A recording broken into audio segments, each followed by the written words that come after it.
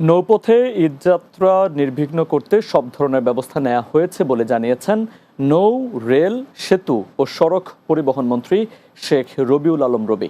বৃহস্পতিবার দুপুরে সচিবালয়ে ঈদ উল ফিতর উপলক্ষে নিরাপদ নৌযাত্রা নিশ্চিতকরণার্থে প্রস্তুতিমূলক সভায় একথা জানান তিনি।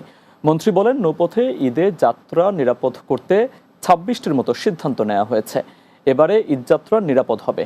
চাঁদা ও চাঁদাবাজি এক নয় জানিয়ে তিনি বলেন, চাঁদাবাজি অপরাধ, সেটা স্বরাষ্ট্র মন্ত্রণালয় দেখবে। নৌপথে যাত্রা নির্বিঘ্ন করতে যাবতীয় ব্যবস্থা নেওয়া হয়েছে, ভাড়া বাড়বে না। এবার যে কোনো সময়ের চেয়ে ভালো হবে, যেগুলি আমরা করতে সক্ষম হব তা আমরা চিহ্নিত করে ইতিমধ্যে কার্যকর করবার প্রয়োজনীয় উদ্যোগ নিশ্চিত হয়েছে। ঈদের 5 দিন আগে আর ঈদের পরে আবার 5 দিন, কারণ ঢাকার বাইরে যারা যাবেন আবার তারা ঢাকামুখী হবেন, তাদের সবাই ওই যাত্রাটা নির্বিঘ্ন করবার জন্য আমাদের এই আজকের সভাটা ছিল।